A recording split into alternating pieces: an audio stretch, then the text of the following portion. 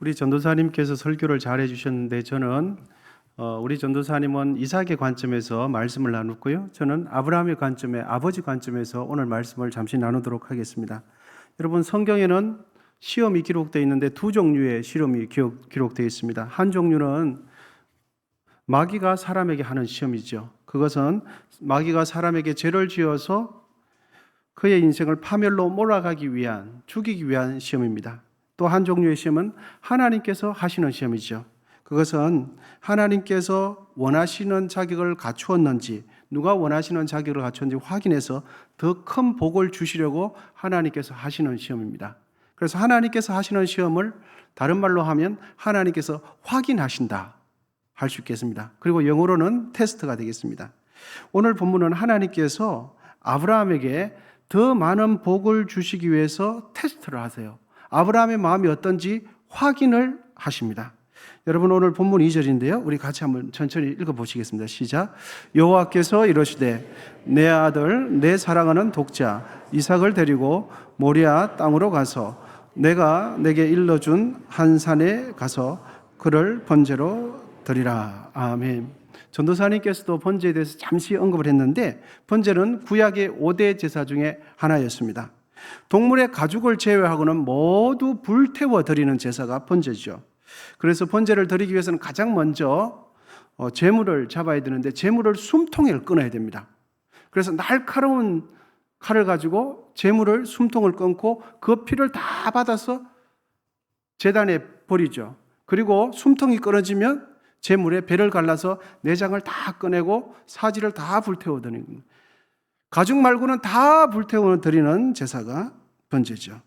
여러분, 아브라함이 동물의 번제를 드리는 것은 잘 드릴 겁니다. 그런데 하나님께서 누구를 번제를 드리라고 합니까?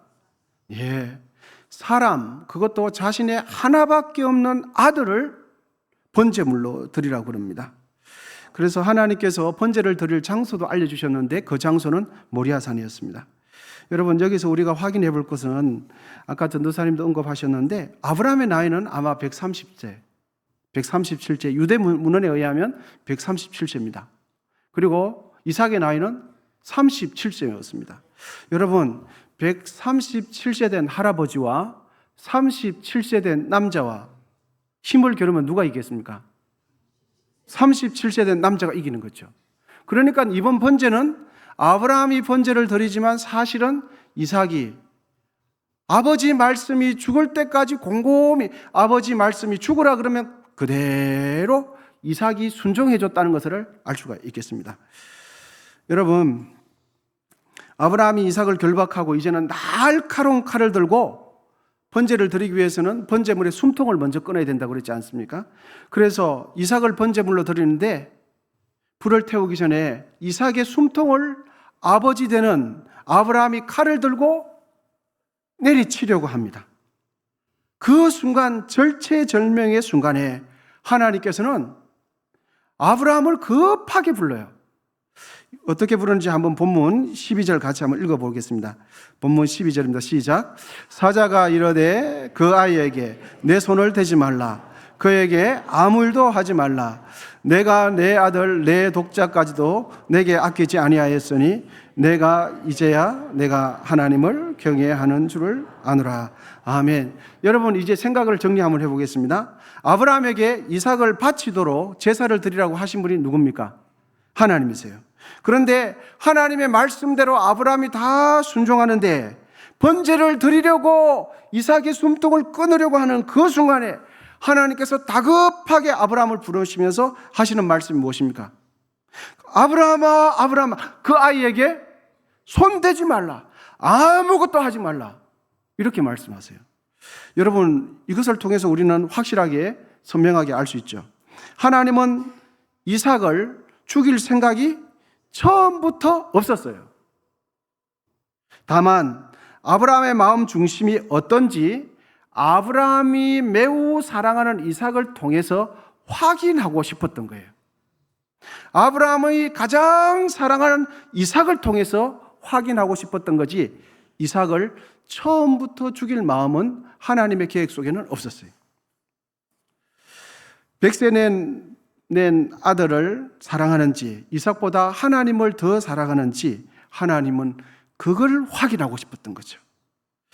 여러분, 실제 이삭을 죽이려고 하는 모습을 하나님께서 직접 보시고는 하나님께서 하시는 말씀이 무엇입니까?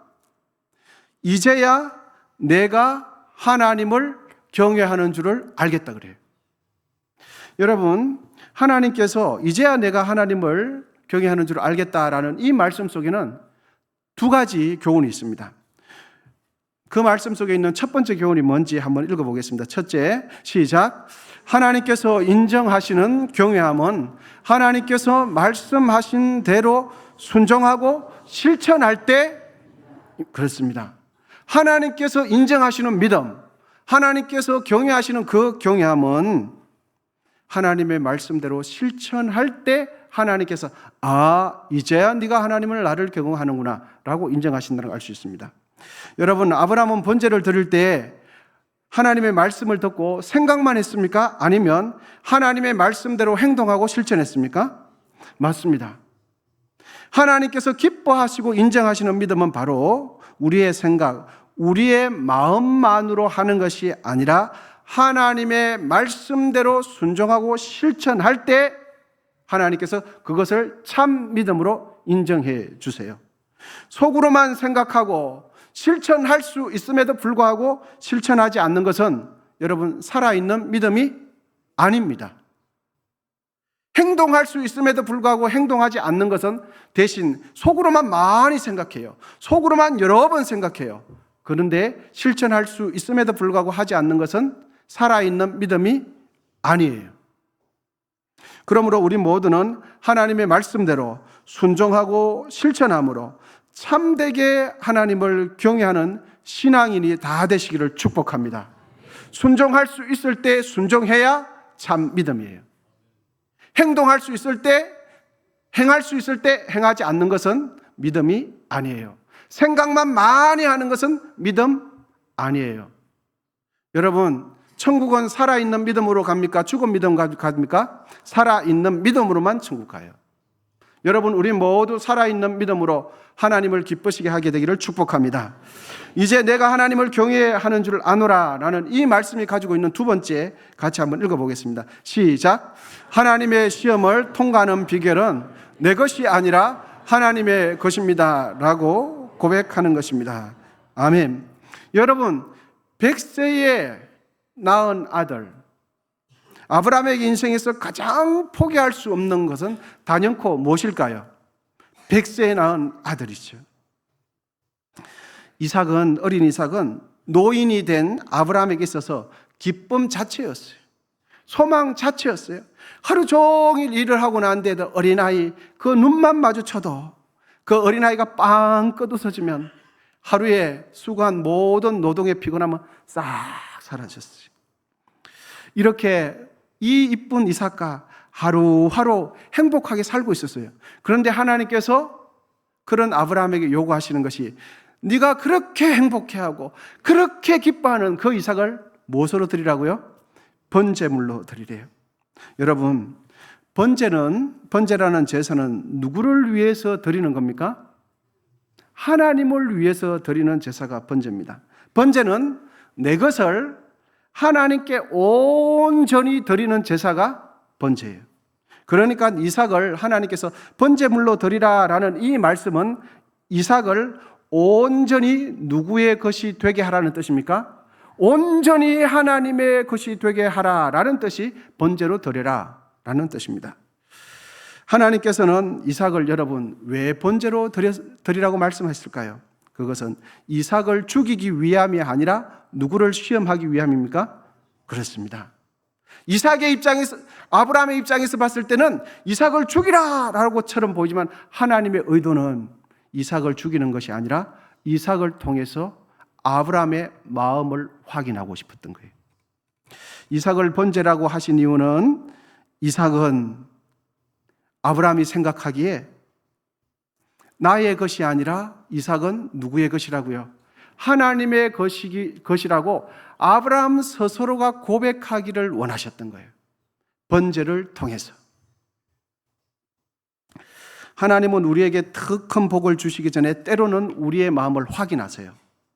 하나님은 우리에게 은혜를 주시기 전에 우리의 마음을 확인하세요. 그 은혜와 복을 받아서 잘 관리할 수 있는 능력이 있는지 없는지 우리의 능력과 마음을 확인하세요.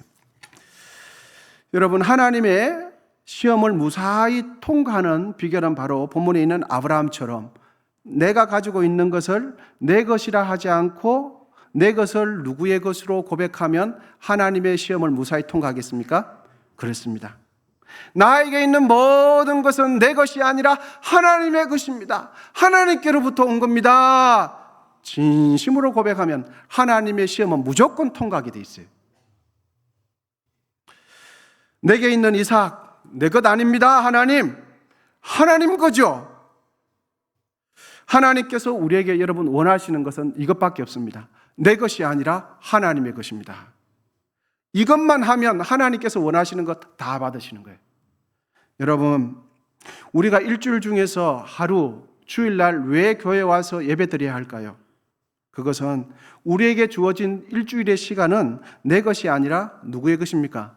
하나님의 것이라는 마음으로, 그 마음으로 예배드릴 때 하나님께서는 우리의 예배를 받으세요. 여러분, 우리가 왜 11조 해야 될까요? 내게 있는 물질, 내 것이 아니라 누구의 것입니까? 하나님의 것이라고 표현하는 것이 11조예요. 여러분, 우리가 밥 먹을 때 왜 기도해야 됩니까? 밥 식기 전에, 국 식기 전에, 반찬 식기 전에 먹으면 더 맛있는데 왜 밥 먹기 전에 기도해야 하냐? 하나님, 내가 먹는 이 밥은 누구로부터 온 겁니까?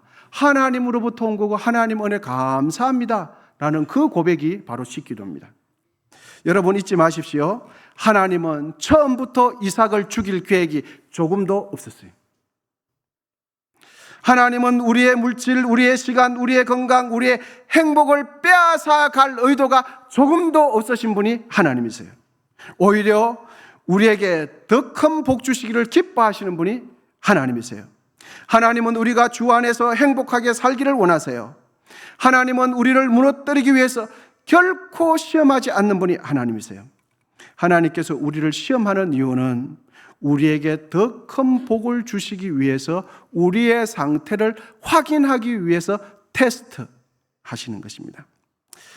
아브라함에게 주신 시험은 여러분, 이삭을 내 것이 아니라 하나님의 것입니다 라고 고백할 때 아브라함의 시험은 끝났어요. 테스트는 끝났어요. 그러므로 여러분, 우리 모두 우리의 인생을 살아갈 때 내 중심으로 살지 말고 하나님 중심으로 살게 되시기를 축복합니다. 나에게 있는 물질, 내 것이라고 하지 말고 하나님께서 주신 것입니다 라고 고백하실 수 있기를 축복합니다.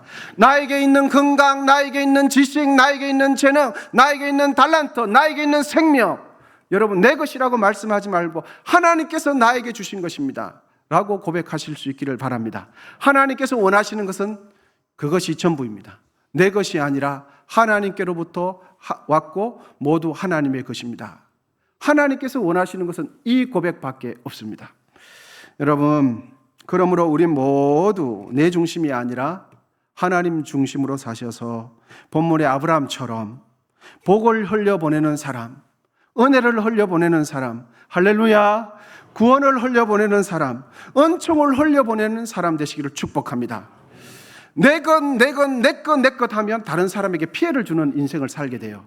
하지만 내 것이 아니라 하나님의 것입니다 라고 하면 은혜를 흘려보내고 복을 흘려보내고 하나님의 생명을 흘려보내는 아브라함과 같은 인생을 살 수 있습니다.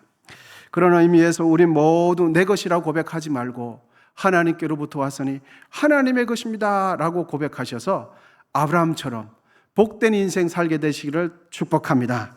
기도하시겠습니다. 하나님 아버지, 오늘도 감사합니다. 본문에 있는 아브라함을 통하여 우리에게 하나님께서 어떻게 하시기를 원하시는지, 또 하나님께서 우리의 인생 가운데 어떤 복을 주기 원하시는지 하나님의 의도와 목적을 깨닫게 하시니 감사합니다. 우리에게 주어진 시간, 물질, 건강 모두 하나님께서 주셨으니 내 것이라 말하지 말고 하나님의 것임을 이 시간 고백합니다. 우리의 삶이 나 중심에서 더욱 하나님 중심으로 변화되기를 원합니다. 그리하여 더욱 복된 인생 되기를 원합니다. 아브라함처럼 다른 이들에게 축복의 통로, 믿음의 통로, 구원의 통로, 은혜의 통로로 사용해 주시옵소서. 예수님의 이름으로 기도하옵나이다. 아멘.